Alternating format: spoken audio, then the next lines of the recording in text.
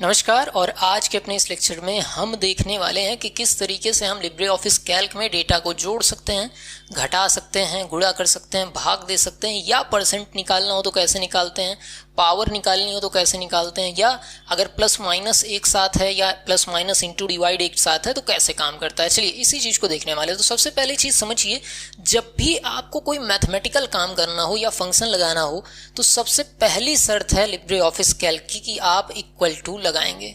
ये चीज़ याद रखिए, बिना इक्वल टू लगाए आपको कोई काम नहीं करना है, जोड़ना है, घटाना है, कुछ भी करना है तो इक्वल टू लगाना है। अब आपको मान लीजिए 2 में 2 जोड़ना है, बेसिक से चलते हैं। तो हमने लिखा 2 प्लस 2 और इंटर कर दिया। देखिए 2 प्लस 2 4 हो गया। इस तरीके से आप आसानी से जोड़ सकते हैं। सेम इसी तरीके से आप गुणा करना चाहें, 5 गुणे 5 और ये देखिए गुणा हो गया, कोई दिक्कत की बात नहीं। इसी तरीके से माइनस करना हो माइनस करिए, भाग देना हो भाग दीजिए।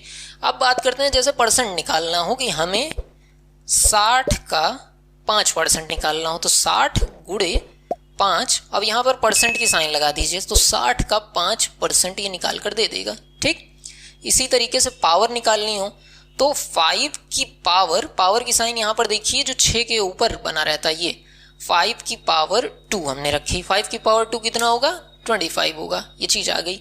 ये तो बेसिक सी चीज़ हुई। अब हम पढ़ते हैं कि कैसे सेल का रेफरेंस देके हम काम कर सकते हैं। मान लीजिए हमें 65 में 54 ऐड करना हो तो हमारे पास एक तरीका तो ऐसा है कि इज इक्वल टू 65 प्लस 54, और ऐसा हम कर सकते हैं। लेकिन इसमें एक समस्या है। क्या समस्या है ये देखते हैं। यहाँ पर देखिए, मान लीजिए 65 में मैं बाद में बदलाव करता हूँ, नहीं बच्चा तो 76 पाया था तो आपको फिर से यहाँ पर जोड़ना पड़ेगा। लेकिन अगर आप चाहें तो एक आप जुगाड़ कर सकते हैं। क्या कर सकते हैं, देखिए इज इक्वल टू लगाया, अब 76 वाली सेल पे क्लिक कर दीजिए। इज इक्वल टू लगाने के बाद करिएगा, नहीं तो ये सारी चीज़ काम नहीं करेगी। इज इक्वल टू लगाने के बाद 76 पे क्लिक किया, अब प्लस की साइन लगाई, उसके बाद 54 पे क्लिक किया। ठीक, इतना सा काम कर लिए और इंटर दबा दिए और आपका जुड़कर आ गया। एक बार फिर से देखिए, इज इक्वल टू, अब जिस सेल को जोड़ना है पहली सेल प्लस दूसरी सेल प्लस तीसरी सेल प्लस चौथी सेल, जितनी सेल आप जोड़ना चाहें उतनी सेल, और उसके बाद इंटर। आखिरी में प्लस नहीं लगाना है, उसके बाद इंटर। सर ये भी तो जोड़ के ही बता रहा है, पहले भी जोड़ के बता रहा था।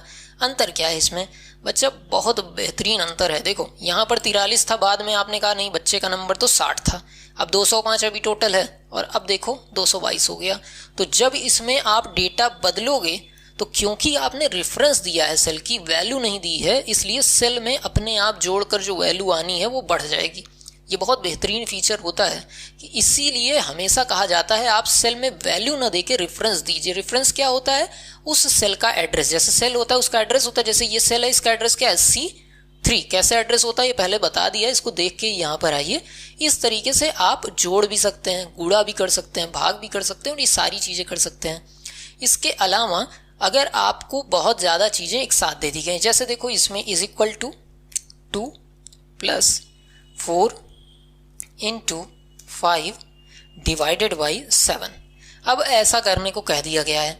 तो बच्चे पूछते हैं सर ये कैसे होगा, या यहाँ पर पावर भी लगा दूँ, पावर 3, तो इसमें क्या चीज़ सॉल्व होगी। तो हमने बचपन में बॉड मास रूल पढ़ा था कि सबसे पहले क्या होता है, सबसे पहले ब्रैकेट सॉल्व होगा, उसके बाद पावर सॉल्व होगी, फिर डिवाइड इनटू माइनस प्लस, इस क्रम में सॉल्व होता है।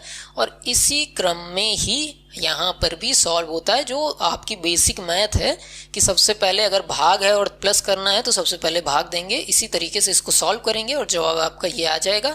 एक बार बॉड मास रूल के 2-4 सवाल आप लगा लेंगे तो ये बेसिक सी चीज़ आपको समझ में आ जाएगी। तो ये कुछ चीज़ थी जिसमें गुणा भाग ये सारी चीज़ें करनी होती हैं आपको। एक बार चाहें तो बॉड मास रूल पढ़ लीजिएगा, बाकी कोई समस्या आती है तो पूछ लीजिएगा। इससे एक सवाल बन सकता है कि मतलब एग्ज़ाम में पूछा जा सकता है कि एक्सप्रेशन देके ऐसा ही कि इसमें क्या जवाब आएगा, तो आपको बताना होगा। तो आप तब तक नहीं बता सकते हैं जब तक आप बॉड मास रूल नहीं जानते होंगे। ठीक, बाकी बहुत से बच्चों के दिमाग में एक सवाल आता होगा। देखिए जैसे हमने कहा कि 6 प्लस 7 कर सकते हैं, या सेल में सेल को जोड़ सकते हैं एड्रेस देके। तो आप चाहें तो एक में रेफरेंस दीजिए और दूसरे में गिनती दे दीजिए। देखिए ये भी पॉसिबल है कि एक में आपने देखिए सेल का रेफरेंस C5 दे दिया और उसके बाद आगे सेल का रेफरेंस ना देके आप 66 जोड़ दीजिए उसमें, तो भी ये पॉसिबल है। एक सेल का रेफरेंस, एक वैल्यू, दोनों वैल्यू या दोनों सेल का रेफरेंस किसी भी तरीके से आप जोड़ सकते हैं। बस ध्यान क्या रखना है, सिस्टम तभी सेल का रेफरेंस लेगा। देखिए ऐसे आप क्लिक करेंगे तो सेल का रेफरेंस नहीं लेगा, ठीक, ऐसे आप क्लिक करेंगे तो वो चीज़ नहीं लेगा। कब तक नहीं लेगा? जब तक आप इज इक्वल टू वाली चीज़ पे नहीं पहुंच जाएंगे। अभी हम गलती से पहुंच गए थे, लेकिन नॉर्मली देखिए कहीं पे भी क्लिक करेंगे तो ये सेल का रेफरेंस नहीं लेगा, और वही चीज़ आप इज इक्वल टू लगा के करेंगे तो देखिए सेल का रेफरेंस तुरंत ले रहा है। कई सारी सेल हों तो इस तरीके से आप सेलेक्ट कर सकते हैं। देख रहे हैं इसका क्या तरीका है कई सारी सेल सेलेक्ट करने का।